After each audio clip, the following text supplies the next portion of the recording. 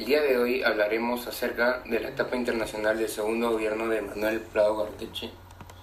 Este se llevó a cabo desde 1956 hasta 1962. Bueno, primeramente hablaremos un poco de quién era Manuel Prado Garteche. Manuel Prado Garteche inició su segundo gobierno en 1956, luego del gobierno de Manuel Odría, conocido como el Ochenio de Odría. Manuel Prado Garteche salió elegido mediante un partido propio. Él contó con el apoyo de los apristas y su gobierno fue conocido como una etapa de convivencia.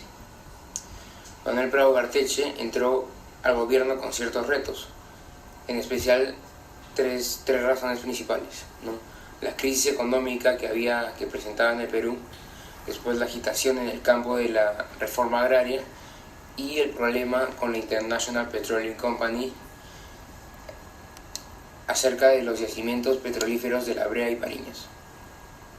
Su gobierno finalizó en 1962. En este año el ejército implementó un golpe militar, un golpe de Estado. Sin embargo, Prado convocó las elecciones en las cuales hubieron un empate técnico entre Ay de la Torre, Belaúnde Terry y Odría. Sin embargo, los militares pidieron la evaluación de los votos de estas elecciones, ya que creían que el APRA fraguaba los votos para entrar al gobierno con Ay de la Torre.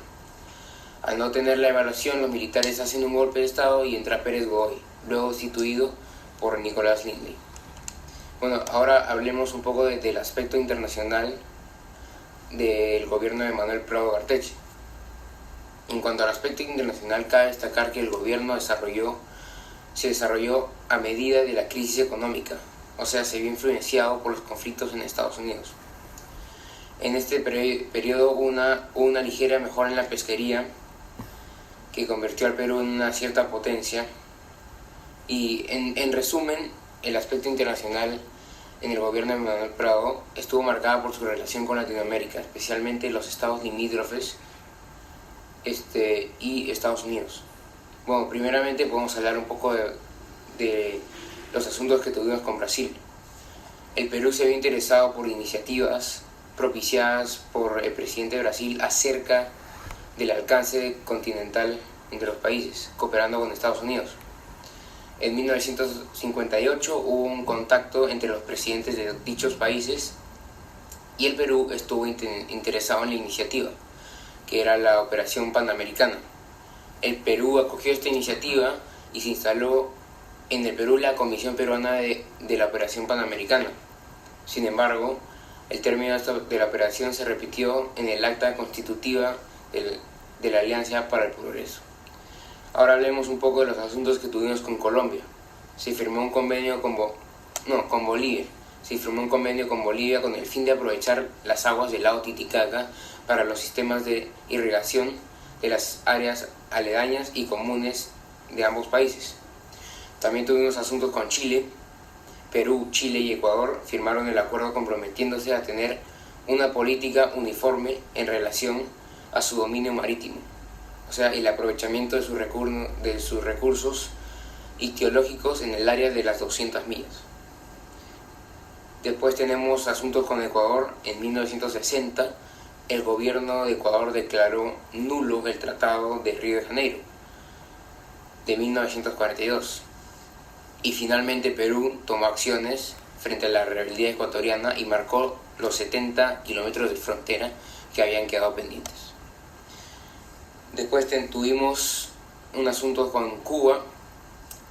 Básicamente es que se rompieron las relaciones diplomáticas con Cuba por el triunfo de Fidel Castro, que implantó el comunismo y además se orientó hacia el bloque soviético. Y por último hablaremos sobre los conflictos que tuvimos con diferentes países. Básicamente se implementó una enérgica defensa de los derechos de Perú ante la campaña desatada por Ecuador, desconociendo el protocolo de Río de Janeiro de 1942. Y hubieron conflictos con Estados Unidos, ya saben, por la recuperación de los yacimientos de La Brea y Pariñas que la International Petroleum Company había estado explotando sin permiso. Y ahora podemos pasar a hablar sobre la etapa internacional del gobierno de Fernando Belaúnde Terry durante los años 1963 y 1968. En 1963 fueron convocadas las elecciones, en las cuales Fernando Belaúnde Terry salió electo. Sale elegido presidente con su partido Acción Popular en la alianza con la Democracia Cristiana. En su gobierno tuvo que enfrentar una creciente crisis política, dado que no contaba con la mayoría parlamentaria. En 1962, un año antes, Belaúnde perdió por 1%, y en 1963 ganó con la mayoría de 39.1% de los votos. Su gobierno estuvo marcado por acontecimientos tales como la Página 11 y las negociaciones con la International Petroleum Company.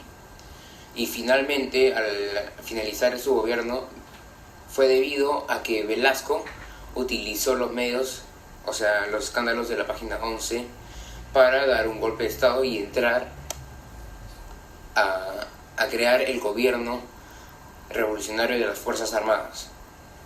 En cuanto al aspecto internacional del gobierno de Belaúnde, podemos destacar que el gobierno se dinamizó las relaciones exteriores con el fin de lograr una mayor vinculación política, económica y cultural con otros países.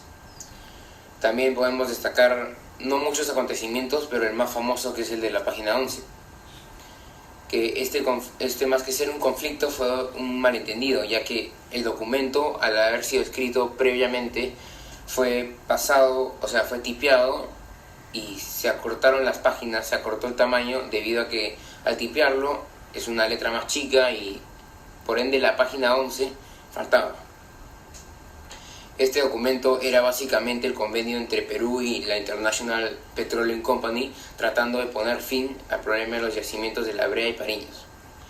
En el convenio con la International Petroleum Company, esta retuvo el control de la refinación del crudo petróleo en el complejo de Talara y se cede en algunas áreas. Este acontecimiento fue básicamente la excusa de Velasco para dar el golpe de Estado y entrar al gobierno y crear el gobierno revolucionario de las Fuerzas Armadas. Gracias.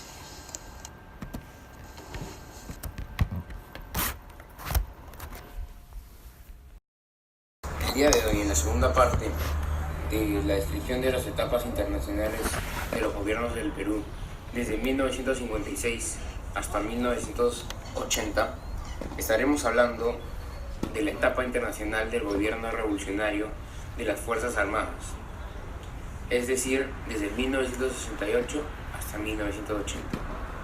Primeramente tenemos que hablar sobre la primera etapa del gobierno revolucionario de las Fuerzas Armadas, que se desarrolló junto a Juan Velasco Alvarado, que en 1968 implementó un golpe de Estado utilizando los medios de comunicación y los escándalos que había en el anterior gobierno de Belaúnde, por ejemplo el escándalo de la Página 11, y entró a la presidencia en 1968 creando el gobierno revolucionario de las Fuerzas Armadas. Este gobierno estuvo dividido en dos fases. La primera, el Plan Inca, y la segunda, el Plan Túpac Amaru. El Plan Inca se desarrolló con Velasco desde 1968 hasta 1975, y el Plan Túpac Amaru se desarrolló desde el 75 hasta el 80. El gobierno de Velasco es una etapa de la historia que se le reconoce como el reformismo radical, siendo una dictadura militar reformista que buscó acabar con el poder de la oligarquía y promover el desarrollo de la industria nacional. La primera fase del gobierno revolucionario de las Fuerzas Armadas acabó en el 75 con un golpe del Estado por Morales Bermúdez, o sea, que es denominado el Tacnazo, y entra Morales Bermúdez a la presidencia. Su gobierno se caracterizó por ser una dictadura contrarreformista que buscó desactivar las medidas de Velasco, buscó el retorno del capitalismo. En cuanto al aspecto internacional, que es el tema del cual hemos venido a hablar, no podemos destacar muchos acontecimientos, sin embargo hemos encontrado algunos que podrían ser de gran utilidad. En la primera fase del gobierno, el Plan Inca, con Velasco, tenemos 7 aspectos que quisimos resaltar. Por ejemplo, el primero es que algunas empresas extranjeras no fueron tocadas por el gobierno. Por ejemplo, Southern Peru. La segunda es que hubo una presión por parte de Estados Unidos por la enmienda Hickenlooper. La tercera es que se vio un mayor acercamiento por parte de los soviéticos y se creó una mayor deuda externa. El gobierno se declaró revolucionario y nacionalista. El Perú fue declarado país no alineado. Se restablecen las relaciones con Cuba. Y el séptimo es que los problemas con la International Petroleum Company habrían terminado. ¿Por qué? Porque Velasco ordenó la nacionalización de los yacimientos de la zona de Talara, o sea, la expropiación de dichos terrenos, que es que el gobierno expropia los terrenos, o sea, se los quita a las personas que están ahí y lo hace suyo. Ese día de la expropiación fue denominado el Día de la Dignidad Nacional. Por último, la segunda fase del gobierno, el Plan Tupac Amaru, desde el 75 hasta el 80 con Morales Bermúdez, destacamos dos hechos. El primero es que se devolvió la democracia, y el segundo es el hecho más importante de su gobierno, que fue la Asamblea Constituyente, que en 1977 se llevó a cabo una huelga nacional que detuvo por completo las actividades del país, para lo cual se estableció esta Asamblea Constituyente para crear una nueva constitución. En 1978 se instaló la Asamblea Constituyente y presidida por Víctor Aya de la Torre. Gracias.